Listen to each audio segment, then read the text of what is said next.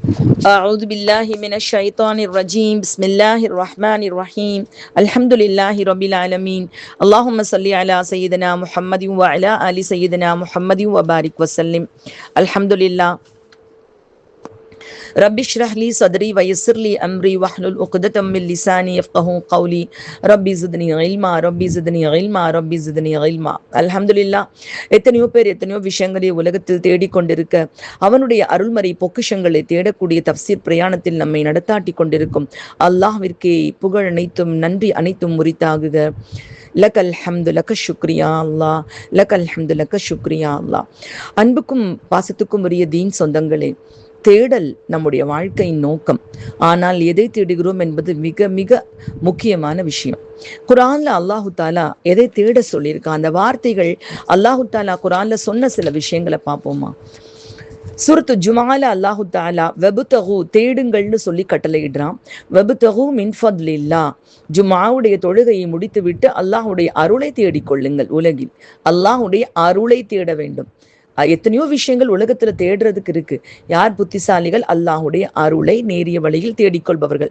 இது செல்வமாக இருக்கலாம், அது வேறு உறவுகளாக இருக்கலாம், எந்த விஷயமாக இருந்தாலும் அது அல்லாஹுடைய அருளாக இருக்கும் பட்சத்தில் நிச்சயமாக அந்த தேடல் வெற்றியானது. அல்லாஹு தாலா 5வது சூரா 35வது ஆயத்துல யா ஐயுஹல்லதீன ஆமனு தகுல்லாஹ வப்தகு இலைஹில் வசீலா, தேடுங்கள்னு சொல்லி இன்னொன்னு சொல்லி காமிக்கிறான். ஈமான் கொண்டவர்களே அல்லாஹ்வை அஞ்சிக் கொள்ளுங்கள், அவன் அளவில் நெருங்குவதற்கான வழியை தேடிக்கொள்ளுங்கள். அதுதான் இந்த உலகத்துல நமக்கு நம் புத்திசாலிகளுடைய வழி. அல்லாஹு தாலாவை நெருங்குவதற்கான வழியை தேடுங்கள். அல்லாஹ் தேட சொன்ன 2வது விஷயம். 3வது விஷயம் அல்லாஹ் தேட சொல்லியிருக்கான் 4வது சூரா 34வது ஆயத்துல வப்தகு மா கதபல்லாஹு லக்கும், அல்லாஹ் உங்களுக்கு விதித்ததை தேடிக்கொள்ளுங்கள். அல்லாஹ் விதிக்காத எதையும் உலக விஷயமா இருந்தா நம்ம தேடி பெற்றுக்கொள்ள முடியவே முடியாதுமா. எல்லாமே விதிக்கப்பட்டது. இந்த உலகத்தில் நாம் அனுபவிப்பது அனைத்துமே விதிக்கப்பட்ட நேரம் என்பது எந்த படைப்பும் படைக்கப்படுவதற்கு முன்பதாக அர்ஷு தண்ணீரின் மீது இருந்த பொழுதே எழுதி முடிக்கப்பட்டு விட்டதுன்னு நபிமொழி நமக்கு உரைக்குதுமா. அப்போ அதை தேடிக்கொள்ளுங்கள். தேடினாதான் கிடைக்கும். அதுவுமே அடுத்தது 28வது சூரா 77வது ஆயத்துல அல்லாஹ் தேடு என்று சொல்லியிருக்கிறான். மேலும் அல்லாஹ் உனக்கு கொடுத்ததிலிருந்து, அல்லாஹ் நமக்கு கொடுத்த உடல், அல்லாஹ் நமக்கு கொடுத்த செல்வம், அல்லாஹ் நமக்கு கொடுத்த உறவுகள், வாழ்க்கை வசதிகள், எல்லா விதமான அருட்கொடைகளில் இருந்தும் நாம் என்ன தேடிக்கொள்ளணும்னா மறுமை வீட்டை தேடிக்கொள்ள வேண்டும். அந்த நன்மையான வீட்டை தேடிக்கொள்வதற்காக உலகத்துக்கு வந்திருக்கோம். அதுக்கு என்ன செய்யலாம்? நம்ம ஏன் மறந்தோம்? ஒரு சில வரிகள் சிந்தனைக்காக. பொன்னகையை நாடி இங்கு புண்ணியங்கள் மறந்து விட்டோம், என்ன செய்வோம் கபரினிலே அச்சத்தோடு கேட்டிடுவோம். காக்கும் என்று சேர்த்து வைத்த செல்வங்களும் நம்மை பார்க்கும் என்று வளர்த்து வந்த பிள்ளைகளும் மண்ணிலிட்டு மறையும் முன்னே கண்ணீரும் காயும் முன்னே நம் கேள்வி கேட்டிடவே நேரம் அங்கு தொடங்கிடுமே. வாழவென்று கட்டி வைத்த மாளிகையும் நாம் ஆளவென்று தேடி வைத்த தோட்டங்களும் வாரிசுக்கு உரியதாகி நம்மை விட்டு விலகையிலே கார் இருளாம் கபரில் நம்மை காக்கும் செல்வம் தேடிடுவோம். வேர்க்கும் என்று போட்டு வைத்த மின் விசிறிகளும் இருள் நீக்கும் என்று வாங்கி வைத்த விளக்குகளும் மண்ணுக்குள்ளே வந்துடுமோ, காற்றொளியும் தந்திடுமோ, நமக்கங்கு காற்றொளியை தருவதை தேடிடுவோம். சொந்தமென்று கூடி வாழ்ந்த உறவுகளும் நம்மை பந்தமென்று நாடி வந்த நட்புகளும் உதவிட இயலாத மண்ணறையின் தனிமையிலே பதறியே காத்திருக்கும் உறவினை தேடிடுவோம். வாசனைகள் பூசி காத்த உடலதுவும் நாம் பூசனைகள் செய்து வந்த உறுப்புகளும் மண்ணிலிட்டு பூச்சிகளின் உணவாய் ஆகுமே. நம் உயிரை காக்கும் நல்ல அமல்களை தேடிடுவோம். தவணையில் வாங்கி வந்த உலகம் இது அவனை மறதியின்றி வணங்கிடவே வாங்கியது. பூவுலகின் கவர்ச்சியிலே நாம் மறந்து வாழ்ந்திருந்தால் பூனாகம் போன்று நம்மை துன்புறுத்த கபர் இருக்கு. கருவறையில் மிதந்து வந்தோம் இறந்திடவே, அந்த மண்ணறையை சேர்ந்திடுவோம் வாழ்ந்திடவே. முடிந்திடும் வாழ்க்கையிலே மூழ்கிங்கு வாழ்ந்து விட்டால் நெற்றி முடி பிடித்தவனின் கேள்விக்கு என்ன செய்வோம்? நன்மையே தேடிடுவோம், அமைதியை அடைந்திடுவோம் இன்ஷா அல்லாஹ். அல்ஹம்துலில்லாஹ். நாம இப்ப பார்க்க போற ஆயத்துக்களுக்குள்ள போவோமா? இன்னைக்கு நாம பார்க்க போற ஆயத் 111, 112, 113 நிறைய உண்மைகளை அள்ளி தெரிக்கிறதுமா. அல்ஹம்துலில்லாஹ்.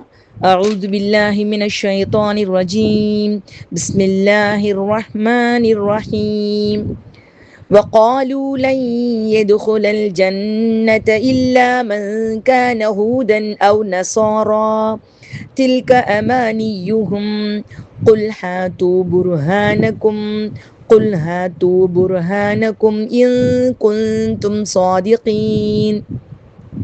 யூதர்களாக அல்லது கிறிஸ்தவர்களாக இருப்போரை தவிர வேறு யாரும் சொர்க்கத்தில் நுழைய மாட்டார் என்று அவர்கள் கூறுகின்றார்கள். இது அவர்களின் வீண் ஆசையாகும். நீங்கள் உண்மையாளர்களாக இருப்பின் உங்களுடைய சான்றை கொண்டு வாருங்கள் என்று நபியே நீர் கூறுவீராக.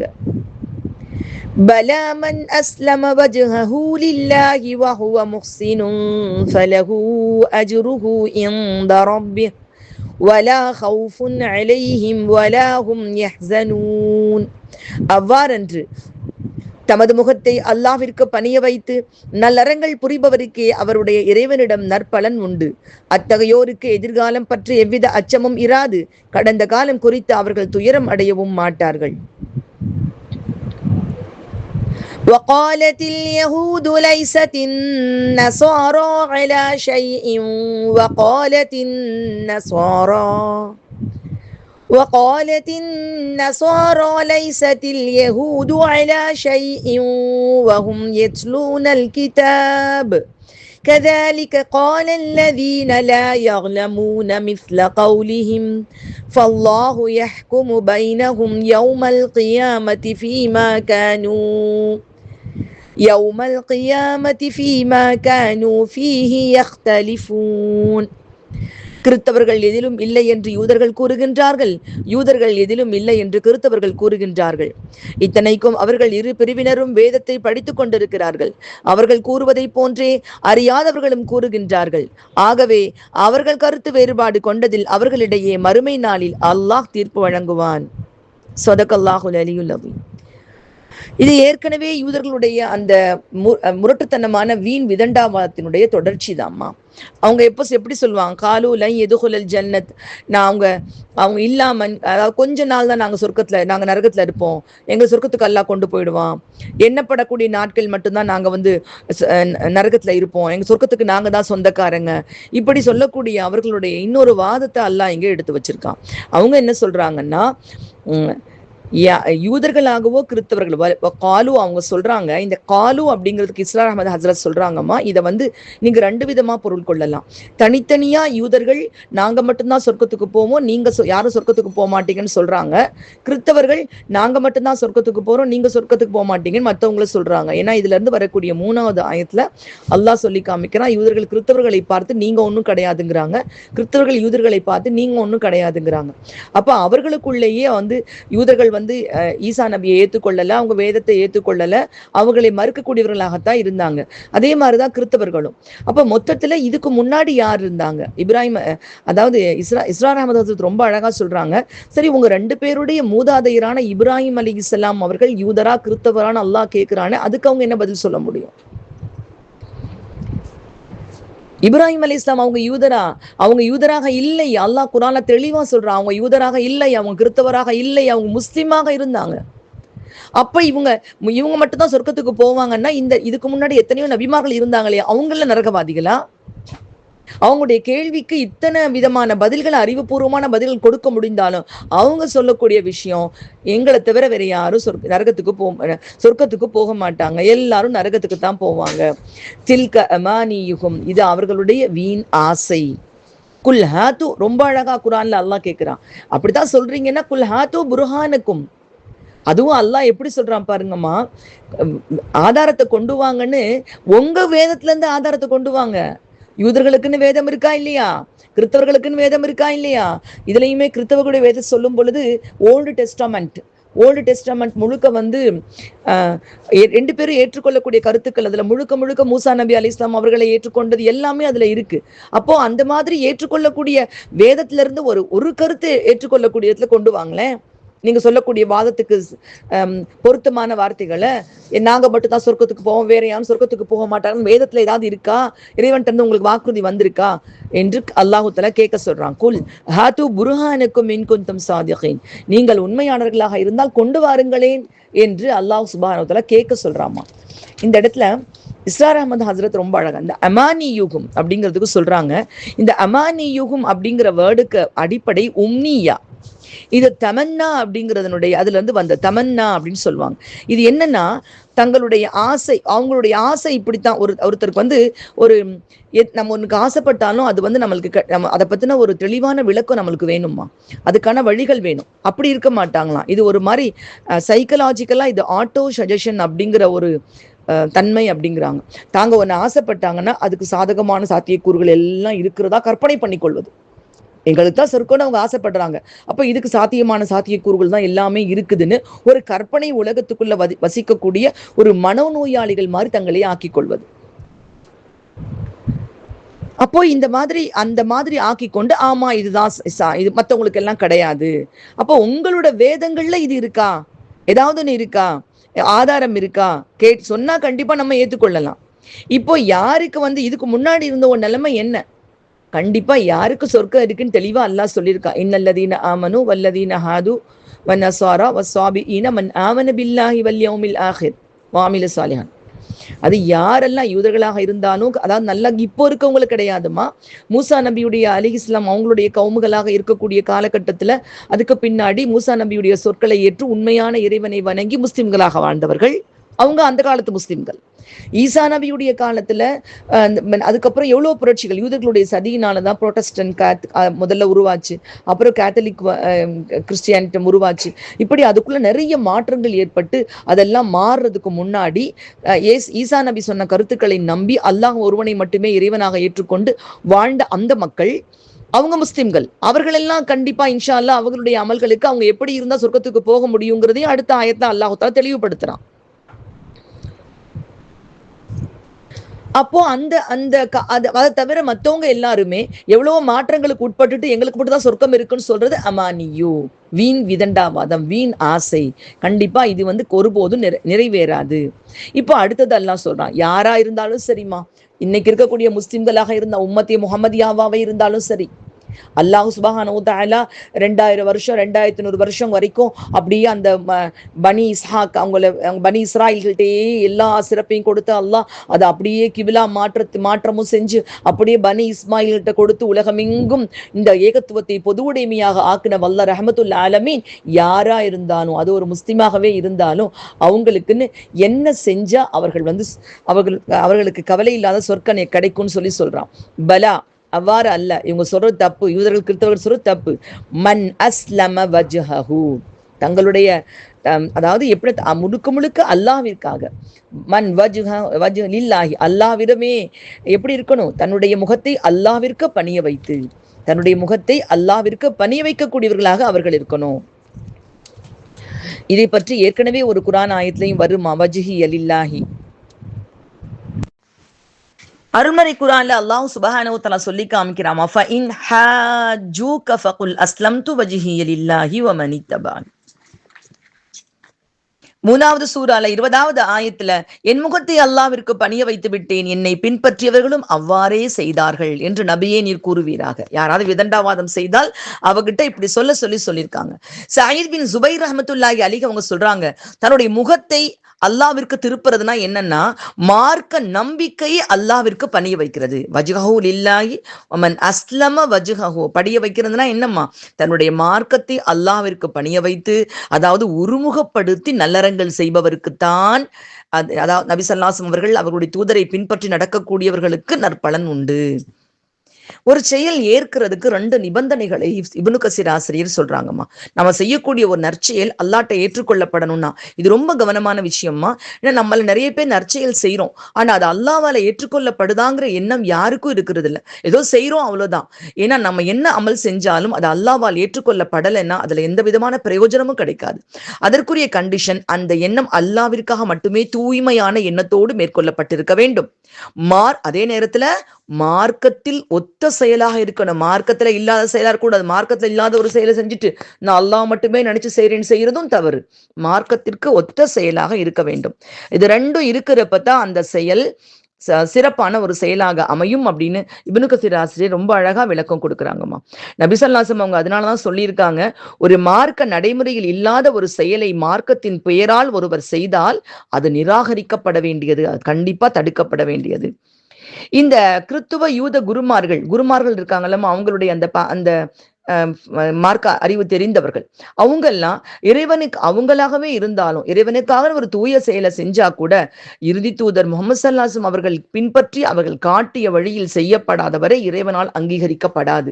ஏன்னா இறுதி தூதர் வந்துட்டாங்க, இறுதி வேதம் வந்தவுடன் அவர்களை பின்பற்ற வேண்டும்ங்கிறதையும் அவங்க வேதத்துல அல்லாஹ் சொல்லி இருக்க, அதை பின்பற்றாம நாங்க வேற முறையில நாங்க இறைவனை மட்டுமே வணங்குறோம், நாங்க இறைவனை மட்டுமே செய்யறோம்னு சொன்னாலும் நிச்சயமாக அது ஏற்றுக்கொள்ளப்படாது. இத பத்தி அல்லாஹு தஆலா சொல்லும் பொழுது சொல்றாமா, وَقَدِمْنَا إِلَى مَا عَمِلُوا مِنْ عَمَلٍ فَجَعَلْنَاهُ هَبَاءً مَنْثُورًا. அவர்கள் செய்த செயல்களை கவனித்து அவற்றை நாம் தூற்றப்பட்ட புழுதியாக ஆக்குவோம்னு சொல்றான். இந்த காஃபிர்கள் அப்படி இறைவனை மட்டுமே நினைச்சு ரொம்ப உருகி உருகி அமல்கள் செய்வாங்க. நாங்க இறைவனுக்காக செய்யறோம் அப்படின்னு சொல்லிட்டு இந்த அமல்கள் எப்படிப்பட்டதுன்னு சொல்றாங்க. அல்லாஹ் சுப்ஹானஹு வ தஆலா சொல்லி காமிக்கிறாமா, அந்த அமல்கள் முழுக்க காணல் நீர் போன்றது. தாகமுள்ளவன் அந்த காணல் நீரை தண்ணீன்னு நினைச்சிட்டே ஓடுவான். முடிவில் அதன் அருகில் சென்றால் அவன் எதையுமே காண்பதில்லை. இந்த 112வது வசனம்மா, அதாவது பலாமன் அஸ்லம வஜ்ஹஹு லில்லாஹி வஹுவ முஹ்ஸினுன் ஃபலஹு அஜ்ருஹு இன்த ரப்பிஹ் வலா கௌஃபுன் அலைஹிம் வலா ஹும் யஹ்ஸனூன். இது குருமார்கள் தொடர்பாக இறக்கப்பட்டது. குருமார்கள்னா மார்க்க அறிவு தெரிந்தவர்கள், அவர்கள் தொடர்பாக இறக்கப்பட்டதுன்னு உமர் ரலியல்லாஹு தஆலா அன்ஹு அவங்க சொன்னதாக அறிவிக்கப்பட்டிருக்கிறதுமா.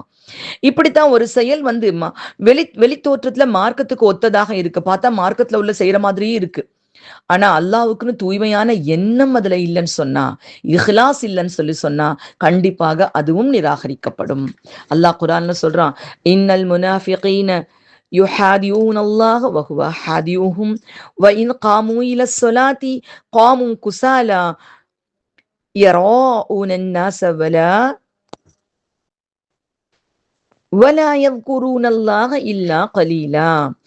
வஞ்சகர்கள் அல்லாஹ்வை ஏமாற்ற நினைக்கிறார்கள், ஆனால் அவன் தான் அவர்களை ஏமாற்ற போகிறான். அல்லாஹ் தான் அவங்களை ஏமாத்த போறான். அவர்கள் தொழுகைக்காக நின்றால் சோம்பேறிகளாக நிற்கிறார்கள். மக்களுக்கு விளம்பரத்திற்காகவே தொழுகிறார்கள். அவர்கள் அல்லாஹ்வை குறைவாகவே அன்றி நினைவு கூறுவதில்லை. இன்னும் அல்லாஹ் சொல்றான், தொழுகையில் கவனமின்றி தொழுபவர்களுக்கு கேடுதான். ஃபவைலுல் லில் முஸல்லீன் அல்லதீன ஹும் யுராஊன வ யம்னஊனல் மாஊன். அதாவது தொழுகையை மற்றவங்களுக்கு காட்டுவதற்காக தொழக்கூடிய அவர்களுக்கு கேடுன்னு அல்லாஹ் சுப்ஹானஹு வ தஆலா எச்சரிக்கிறாமா.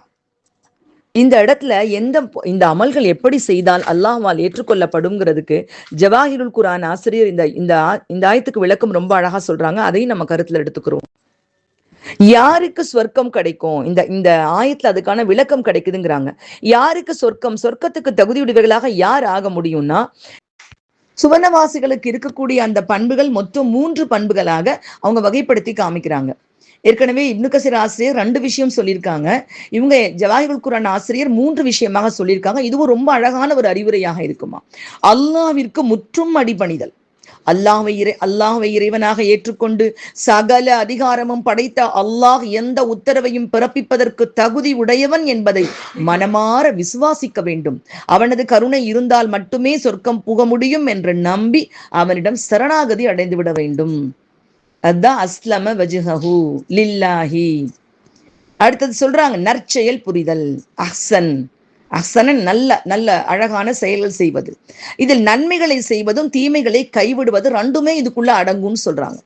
அல்லாஹ்வும் அவன் தூதரும் பணித்துள்ள நற்கருமங்களை ஆற்ற வேண்டும். நம்ம இஷ்டத்துக்கு ஒன்று பண்ணிட்டு நான் அல்லாஹ்வுக்காக பண்றேன் அப்படின்னு செய்யக்கூடாது.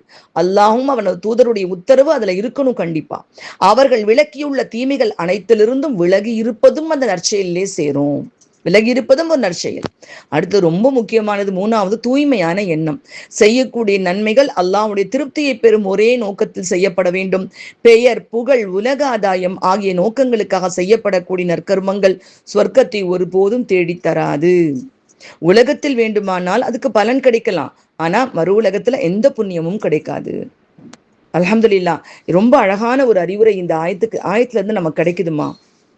இப்படி தூய்மையான அழகான அமல் செய்தவர்களுக்கு லா ஹவுஃபுன் அலைஹிம் வலா ஹும் யஹ்ஸனூன். இதுக்கான விளக்கம் நம்ம ஏற்கனவே படித்திருக்கோம். ஒரு மனிதனுக்கு கடந்த காலத்தை பத்தின ரொம்ப கவலை இருக்குமா, எதிர்காலத்தை பத்தின அச்சம் தான் இருக்கும். உதாரணத்துக்கு சொல்லலாமா, நேத்து ஒரு பரீட்சை எழுதி முடிச்சுட்டு வந்துட்டோம். அதை பத்தி என்ன இருக்கும், எழுதி முடிச்சிட்டோம் அவ்வளவுதான். அது சரியா எழுதுறேன்னா கவலை இருக்கும். ஐயோ நம்ம நல்லா எழுதாம போயிட்டோமே அப்படிங்கிற கவலை இருக்கும். நாளைக்கு ஒரு எக்ஸாம் வரப்போதும் அதை பத்தின பயம் இருக்கும். ஐயோ நல்லா வரணுமே, நம்ம நல்லா வரணுமே, நல்லா படிக்கணுமேன்னு பயம் இருக்கும். ஒரு சின்ன உதாரணம். அப்போ ஒரு மனிதனுக்கு வாழ்க்கையை 2ஆ பிரிக்கிறோம், கடந்த காலம், எதிர்காலம். கடந்த காலத்துல மறுமை நாள்ல ஒரு மனுஷன் நிக்கிறான், அவனுக்கு என்ன பயம்? அடுத்து என்னை எல்லாம் எங்க அனுப்ப போறானோ அப்படிங்கிற ஒரு பயம் இருக்கும். கடந்த காலத்துல இப்படிலாம் நான் பண்ணிட்டனே அப்படிங்கிற கவலை இருக்கும். ஐயோ நான் உலகத்தை இதெல்லாம் பண்ணிட்டனே, நான் கேள்விகளை நிக்கிறேனே அப்படிங்கிறது இருக்கும். இப்ப இந்த நேரத்துல அவனுக்கு ஒரு ஆறுதல், உனக்கு கடந்த காலத்தை பத்தின எந்த கவலையும் கிடையாது, எதிர்காலத்தை பத்தி பயமும் கிடையாதுன்னு சொல்லப்பட்டா இதை விட பெரிய சந்தோஷம் என்னமா இருக்க முடியும்? இது குரான்ல வரும்பொழுதெல்லாம் அல்லா கிட்ட யா அல்லாஹ் அந்த பாக்கியத்தை எங்களுக்கு கொடுத்துருன்னு நம்ம கேட்கணுமா. லா ஹவுஃபுன் அலைஹிம் வலாஹும் யஹ்சனூன். அது மாஷா அல்லா மாஷா அல்லா. இந்த ஒரு பாக்கியம் தான் உலகத்துல வெற்றியாளருக்கான அடையாளம். அந்த இடத்துல நம்ம அல்லாஹ் முன்னாடி அந்த மறுமை நாள்ல நிற்கும் பொழுது, நீ கடந்த காலத்தை பத்தின எந்த ஒரு கவலையும் நீ பட வேண்டாம் அப்படின்னா என்ன அர்த்தம்? கடந்த காலம் மன்னிக்கப்பட்டு விட்டது, கடந்த காலம் செஞ்ச பாவங்கள் மன்னிக்கப்பட்டு விட்டது, கடந்த காலம் செஞ்ச அமல்கள் அல்லாஹ்வால் ஏற்றுக்கொள்ளப்பட்டது. அப்ப அதை பத்தி எந்த கவலையும் இல்லை. அடுத்து என்ன ஸ்டெப் வைக்க போறோம், சிராத்து எப்படி கடக்க போறோம், சொர்க்கத்துல எந்த இடத்துல இருக்க போறோம், இதை பத்தின ஒரு பயம் தேவையில்லை. அப்படின்னா என்ன அர்த்தம்? நமக்கு அங்க நல்ல சிறப்பான ஒரு இடம் இருக்கு. மாஷா அல்லாஹ், எவ்வளவு அழகான ஒரு விஷயமா. சாதாரணமா சொர்க்கம் கிடைக்குதுன்னு நம்ம சொல்றதை விட இந்த வார்த்தையில கிடைக்கக்கூடிய இன்பம் இருக்கு பாத்தீங்களா, இந்த வார்த்தையை நம்ம கேட்கக்கூடிய பாக்கியம் கிடைச்சிச்சுன்னா அதை விட பெரிய இன்பம் எதுவுமே இருக்க முடியாதுமா. அப்போ யார் இந்த பண்புகளோடு இந்த பண்புகளோடு நற்செயல்கள் செய்கிறார்களோ, அல்லாவிற்கு அடிபணிந்து தூய்மையான எண்ணத்தோடு மார்க்கத்திற்கு ஒத்த அல்லாஹும் ரசூலும் விதித்த நல்லமல்களை யார் செய்து தீமைகளை விட்டு விலகி இருக்கிறார்களோ அவர்களுக்கு சொர்க்கம் உண்டு. நல்லா கவனிச்சுக்கோமா. இந்த எல்லாரும் தப்சீராசரும் சொல்லக்கூடிய விஷயம் என்ன தெரியுமாமா? யூதர்கள் சொல்றாங்க யூதர்களும் கிறிஸ்தவர்களும் தான் சொர்க்கத்துக்கு போக முடியும், நீங்கள்லாம் யாரும் போக முடியாதுங்கிறாங்க. ஆனா இந்த ஆயத் யூதராக இருந்தாலும் கிறிஸ்தவராக இருந்தாலும், அதுவும் யாருக்கு எப்படிப்பட்ட யாரா இருந்தாலும், முஸ்லிம்களாக இருந்தாலும், நாங்க இறுதி நபியுடைய உம்மத்தின் பெருமையோட நம்ம நினைச்சபடி நடக்க முடியாது. இந்த குவாலிட்டிஸ் நம்ம கிட்ட இருந்துச்சுன்னா நம்ம சொர்க்கம் போகலாம். அடுத்து 3வது ஆயத், யூதர்களும் கிறிஸ்தவர்களும் ஒருவருக்கு ஒருவர் என்ன சொல்லிக்கிறாங்க அப்படின்னு சொல்லிட்டு வருதுமா. சொல்ல போனா இதை பத்தின ஒரு சுவையான ஒரு சம்பவம். அதாவது அபா எஜிதுல் பிஸ்தாமி ரஹமத்துல்லாஹி அலைஹியோட வாழ்க்கையில மாதிரி பெரிய சம்பவம். ஒரு சின்ன விஷயத்த மட்டும் சொல்றேம்மா. ஒரு கிறிஸ்தவர் அவர்கிட்ட சொல்றாங்க, யூதர்களும் கிறிஸ்தவர்களும் பேசிக்கொண்ட உண்மை எது? 2 பேரும் ஒரு விஷயத்துல உண்மை பேசியிருக்காங்க. என்னங்கிறதுக்கு இந்த ஆயத்து தான் அவர் எடுத்து காமிச்சிருக்காங்க. என்ன ஆயத்துனா, காலத்தில் யஹூது லைசத்தின் நஸ்வாரா, யூதர்கள் சொல்றாங்க கிறிஸ்தவர்கள் எதுலையும் கிடையாது, அலாஷை, அந்த யூதர்கள் கிறிஸ்தவர்கள் எதிரும் இல்லை என்று யூதர்கள் கூறுகிறார்கள். வகாலத்தின் நஸ்வாரா லைசத்தில் யஹூது அலாஷை. அப்போ கிறிஸ்தவர்கள் சொல்றாங்க யூதர்கள் எதுலையுமே இல்லைன்னு. ஆக்சுவலா அவங்க கொள்கை மாறி போயிட்டாங்க, அவங்க எதுலையுமே இல்லை. இவங்க அவங்கள பத்தி சொல்றதும் உண்மைதான், அவங்க இவங்கள பத்தி சொல்றதும் உண்மைதான். 2 பேருமே 2 குரூப்பே நேர்வழி தவறி விட்டது, இது ஒண்ணுதான் அவங்க பேசின உண்மை அப்படின்னு பதில் சொல்றாங்க. மாஷா அல்லாஹ். இது தப்சீர்ல இல்லம்மா, எனக்கு அவங்கள்ட்ட கேட்கப்பட்ட ஒரு கேள்விக்கு அவங்க இந்த ஆயத்தை எடுத்து சொல்லி காமிக்கிறாங்க. அப்போ இவங்க 2 பேருமே என்ன செய்யறாங்க, ஒருவரை ஒருவர் பழித்து கொள்ளக்கூடியவர்களாக இருக்காங்க. இது தொடர்பாக இப்னு அப்பாஸ் ரலியல்லாஹு தஆலா அன்ஹு அவங்க சொல்றாங்கம்மா. இப்னு கசீர் ஆசிரியர் சொல்றாங்க, இதை அல்லாஹ்வுடைய தூதர் ஸல்லல்லாஹு அலைஹி வஸல்லம் அவங்க நஜ்ரான் தேசத்தை சேர்ந்த கிறிஸ்தவர்கள் சிலர் பேர் அந்த இடத்துக்கு வந்திருக்காங்க. நபி ஸல்லல்லாஹு அலைஹி வஸல்லம் அவங்கள்ட்ட வந்திருக்காங்க, வாதிடுறதுக்காக தான் வந்திருக்காங்க. அப்போ யூத மத அறிஞர்கள் அந்த கிறிஸ்தவர்கள்ட்ட வர்றாங்க. அப்ப நபி ஸல்லல்லாஹு அலைஹி வஸல்லம் அவங்களை முன்னாடியே அவங்க 2 பேரும் சண்டை போட்டுக்கிறாங்க. யூதரான ராஃபிக் பின் ஹுரைமலா அப்படிங்கிறவங்க சொல்றாங்க, கிறிஸ்தவர்களே நீங்க எதுலையுமே இல்ல அப்படின்னு சொல்லிட்டு இன்ஜில் வேதத்தையும் மறுக்கிறார் அவர். உடனே நஜ்ரான் தேச கிறிஸ்தவர்கள்ல ஒருத்தர் யூதர்களை பார்த்து சொல்றாங்க, நீங்க தான் எதுலையுமே இல்ல அப்படின்னு சொல்லிட்டு அவங்க மூசா நபியும் மறுக்கிறாங்க, அவங்க தௌராத் வேதத்தை நிராகரிக்கிறாங்க. இவங்க சொன்னது தொடர்பாகத்தான் இந்த 113வது வசனத்தை அல்லாஹு தாலா இறக்கி இருக்கான் அப்படின்னு சொல்லிட்டு சொல்றாங்கம்மா. இதையே தான் முகமது பின் இஸ்ஹாக் ரஹமத்துல்லாஹி அலைஹி அவங்களும் சொல்றாங்க. ஆனா எந்த நிலைமையில அல்லாஹ் சொல்றான், வஹும் யத்லூனல் கிதாப். இந்த வாவ் ஹாலுடைய வாவ்னு சொல்லப்படுமா, நிலையில், அந்த நிலையில், முஸ்லிமாக இருக்கும் நிலையில், காஃபிராக இருக்கும் நிலையில் அப்படின்னு சொல்றது வாவ் ஹாலுடைய வாவுமா. இது அரபி இலக்கணம் படிச்சவங்களுக்கு தெரியும். when I entered the classroom the teacher was teaching. நான் உள்ள நுழைஞ்சப்போ டீச்சர் பாடம் நடத்தி கொண்டிருந்தார்கள். அந்த மாதிரி அந்த நிலை, எந்த நிலையில டீச்சர் இருந்தாங்க, பாடம் நடத்தி கொண்ட நிலையில் இருந்தாங்க. அப்ப இவங்க 2 பேரும் அந்த வாவ் ஹாலுடைய வாவ்னு சொல்றது. இவங்க 2 பேரும் ஒருத்தர் மறுக்கிறாங்க. ஆனா இவங்களும் வேதத்தை படிக்கிறேன்னு சொல்றாங்க, அவங்களும் வேதத்தை படிக்கிறேங்கிறாங்க. அவங்கவுங்க வேதத்தை அவங்கவுங்க படிக்கிறாங்க. அவங்க வேதங்கள்ல எல்லாமே சொல்லப்பட்டிருக்குது. யாரை பின்பற்றணும், ஈசா நபியை பத்தி, முகமது சல்லாசம் அவங்கள பத்தி எல்லாம் தௌராத்ல வந்திருக்குது. அதே மாதிரி இஞ்சியில மூசா நபியை பத்தியும் அவங்களுடைய கால நிகழ்ச்சிகள் பத்தியும் இதுல வந்திருக்கு. ஆனா 2 பேரும் எல்லாத்தையும் படிச்சுட்டு ஒருத்தர் மறுக்கிறாங்க, அந்த வேதங்களையும் மறுக்கிறாங்க. இவங்க 2 பேரையும் பத்தி சொல்லக்கூடிய அல்லாஹ், வேதம் தெரிந்த யூதர்கள் கிறிஸ்தவர்கள் 2 பேரும் இப்படி சொல்லிக்கிறாங்க, வேதம் தெரிஞ்சும் சொல்றாங்க. ஆனா இதே விஷயத்தை தான் அல்லாஹ் என்ன சொல்றான், அவ்வாறுதான் சொல்கிறார்கள், காலல்லதீன லா யஅலமூன மிஸ்ல கௌலிஹி. இவங்க எப்படி பேசுறாங்களோ, எப்படின்னா இவங்க உங்ககிட்ட யூதர்கள் ஒண்ணும் இல்லைன்னு கிறிஸ்தவங்க சொல்றாங்க, கிறிஸ்தவங்க ஒண்ணும் இல்லைன்னு யூதர்கள் சொல்றாங்க, வேதத்தை படிச்சுக்கிட்டே சொல்றாங்க.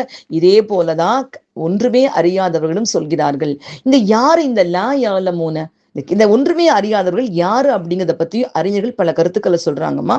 இப்னு ஜுரைஜ் ரஹ்மத்துல்லாஹி அலைஹி அவங்க சொல்றாங்க, இது யாரை குறிக்குதுன்னு சொன்னா, அது யூதர்களுக்கும் கிறிஸ்தவர்களுக்கும் முன்னால் வாழ்ந்த தௌராத் இஞ்சில் வேதம் அருளப்படுறதுக்கெல்லாம் முன்னால் வாழ்ந்த மக்களை குறிக்குது அப்படின்னு சொல்றாங்க. ஆனா சுத்தி ரஹ்மத்துல்லாஹி அலைஹி அவங்க சொல்றாங்க, அரபு குலத்தை குறிக்குது. ஏன்னா அரபகத்துல உள்ள மக்களுக்கு தான் அது வரைக்கும் எந்த வேதமும் வரல.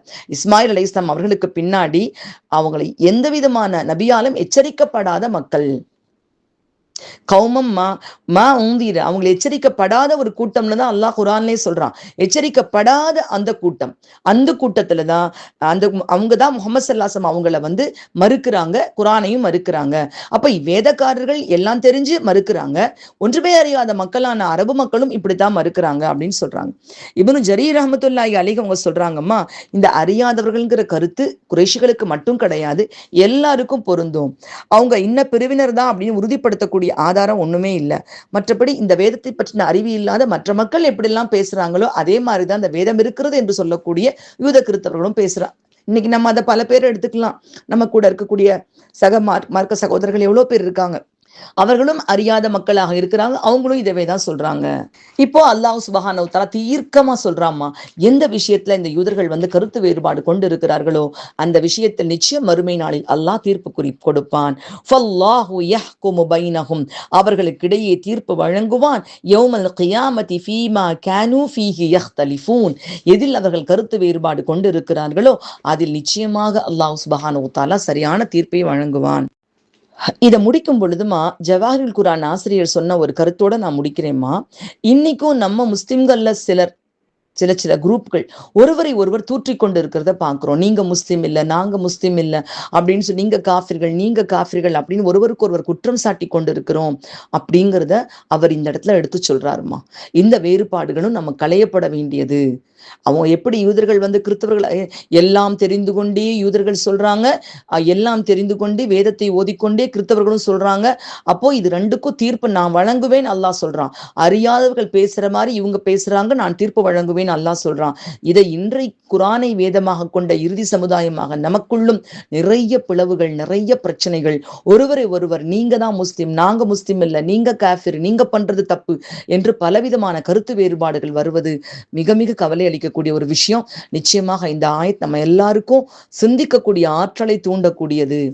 யாரா இருந்தாலும், அவங்க எப்படிப்பட்டவர்களாக இருந்தாலும், எந்த வேதக்காரர்களாக இருந்தாலும் எப்படிப்பட்டவர்களாக இருக்கணும், அந்த பண்புகளோடு, சரியான அந்த பண்புகளோடு அழகான முறையில் அவர்கள் தங்களுடைய காரியங்களை செய்து இந்த வாழ்க்கையை நடத்தி மறுமையை தேடி நாம் நடக்கக்கூடிய விஷயத்துலதான் வெற்றி இருக்கு.